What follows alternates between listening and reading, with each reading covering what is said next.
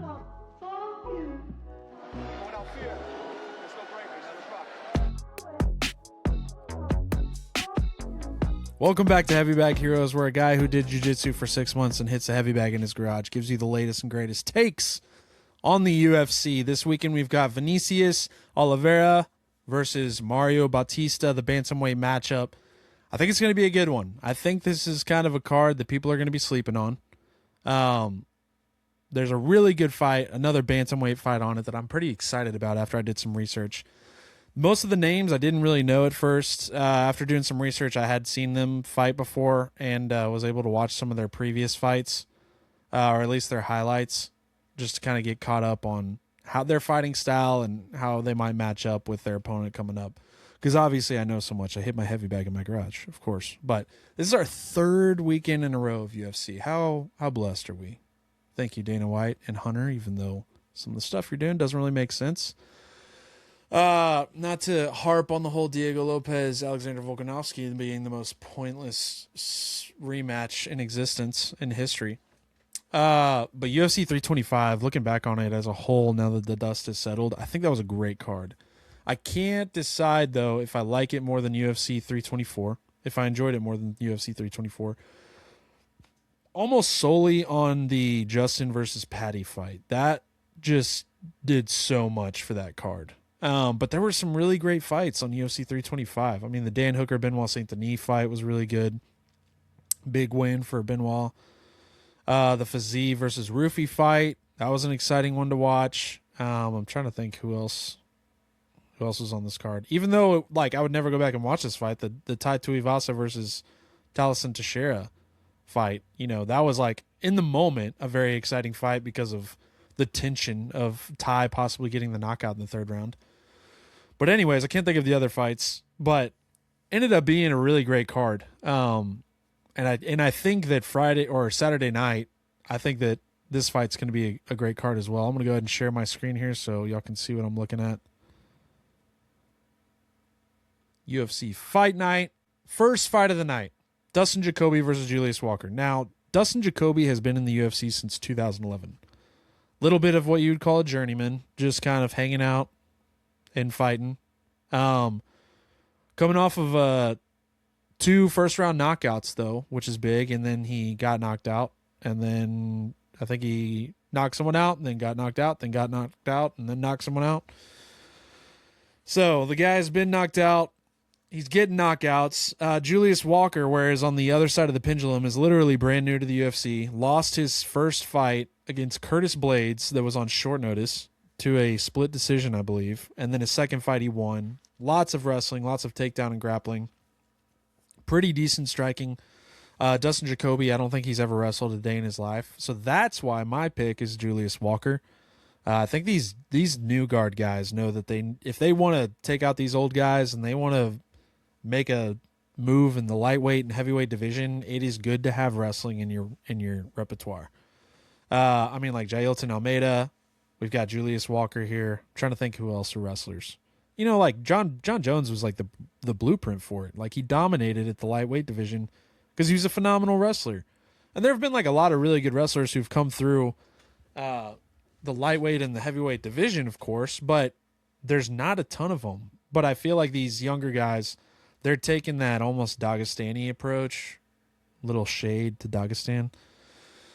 Khabib and the boys out there, love y'all. Peace be with you. Where they just kind of like, they use this grappling style to kind of just grind you down, take your endurance away, take your speed, take your power, and then not really do anything with it from there. Just using control time as a weapon on the scorecards. I kind of think that's what Julius Walker is going to do. I think he's going to try and just avoid. Obviously, you're going to see your opponent's like, wow, he just came off of 2 first-round knockouts. I'm probably not going to try and strike with him, probably getting close. Grind him down so I can take away a lot of that power. Who knows, though? Who knows? But yeah, again, Julius Walker, I'm taking him. I think it's going to go to a decision. Next fight after that, we've got Yan Matsumoto versus Farid Basharat. This is my, if you don't know, now you know, fight. Yan Matsumoto is 17-1. I don't know what his record is in the UFC. His only loss is to Rob Font, who is a pretty notable name in the bantamweight division. Was a contender there for a while.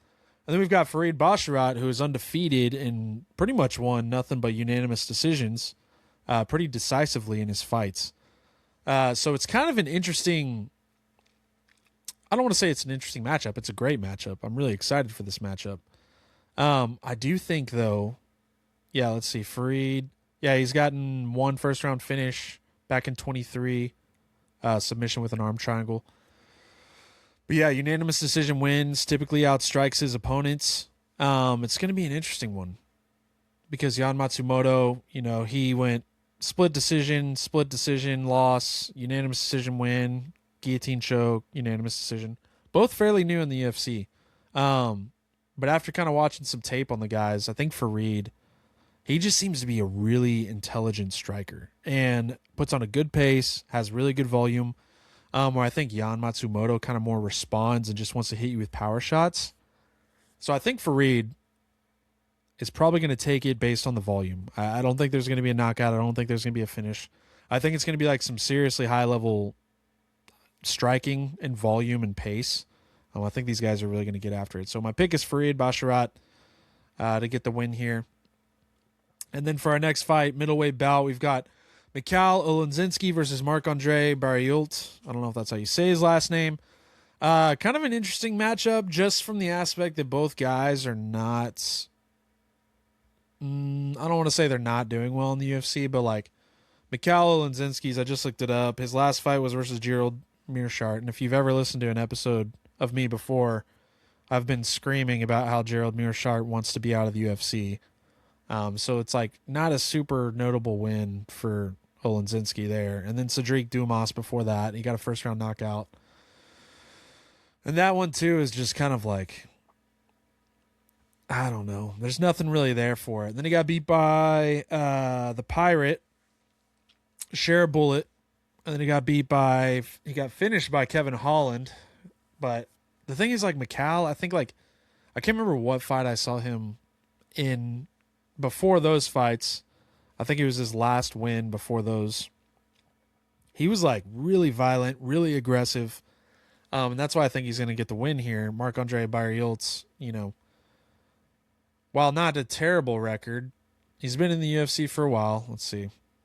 Yeah, he's been in the UFC since 2019. His last fight was versus Shar Bullet, where he got outstruck 39-93. He won against Bruno Silva with the first round knockout, and then lost twice in a row to a knockout TKO in the first round. So, I don't know. I think it probably goes to like maybe the second or third round, and someone's probably going to get a TKO, I would imagine. I'm going with Mikhail. If anyone's going to get a TKO or a finish, it's going to be Mikhail. I think he's just, I think he's hungry. I think he's coming off of those 2 wins were really good for him, and building up his confidence after losing to Shara Bullet, and Kevin Holland. So I'm going with Mikhail. I think Marc-Andre Barriault is just kind of, I don't know. I feel like his last outing too, even with Shara Bullet, it's just like low volume striking. It's very strange. Anyways. Then we've got Stalin himself and some guy I've never seen. Jailton Almeida. I don't know why I was about to say his name weird. And then Rizvan Kuniev. Let me see. I can't remember what Kaniev's last fight was. Let me check it out.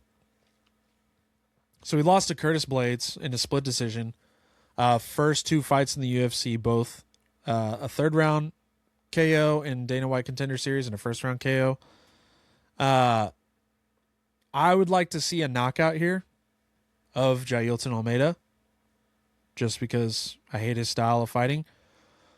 But I think that if I had to put my money on this, and if you're tailing me, which you shouldn't, I would put my money on Jailton Almeida because he lost that fight to Volkov, and he dominated the control time, and the judges were like, we're not rewarding you for that.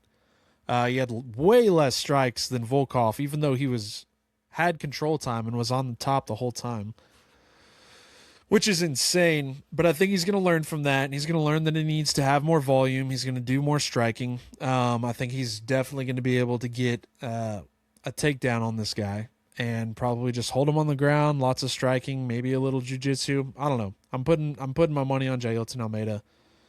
I I just think this guy's only had 3 fights in the UFC, 2 of those being the Contender Series, and Jailton's like a huge step up, which it's crazy that he's getting this now. So, going to be an interesting fight. Not if you don't know, now you know. That would be Jan Matsumoto and Farid Basharat. But after that, we got Amir Albazi versus Kyoji Horiguchi. I don't know. I should not have said that. Just straight off the rip, Kyoji's my guy.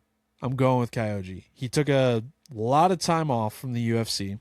I don't know if he went to a different organization. I think he only had a couple losses there.